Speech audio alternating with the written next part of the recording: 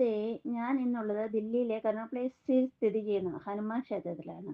ഇത് ഒരു പ്രാചീന ഹിന്ദു ക്ഷേത്രമാണ്. മഹാഭാരത കാലത്ത് ദില്ലിയിൽ നിലവിലുണ്ടായിരുന്ന 5 ക്ഷേത്രങ്ങളിൽ ഒന്നാണിതെന്ന് വിശ്വസിക്കപ്പെടുന്നു. ഈ ക്ഷേത്രം സ്വയംഭൂ അല്ലെങ്കിൽ സ്വയം പ്രതിഷ്ഠയായ ഹനുമാൻ ക്ഷേത്രമാണ് എന്ന് പറയപ്പെടുന്നു. ക്ഷേത്രത്തിന്റെ ഗോപുരത്തിൽ സാധാരണയായി ഹിന്ദു ക്ഷേത്രങ്ങളിൽ കാണുന്ന ഓം അല്ലെങ്കിൽ സൂര്യചിഹ്നത്തിനു പകരം ഒരു ചന്ദ്രകല സ്ഥാപിച്ചിരിക്കുന്നു. ഇതിന്റെ പ്രത്യേകത മുഗൾ കാലഘട്ടത്തിൽ ഈ അപൂർവ ചിഹ്നം ഏറെ പ്രശസ്തി ആർജിച്ചു. പാണ്ഡവർ കൗരവരെ തോൽപ്പിച്ച് കുരുക്ഷേത്ര യുദ്ധം ജയിച്ചതിനു ശേഷം ഇന്ദ്രപ്രസ്ഥത്തിലേക്ക് മടങ്ങി.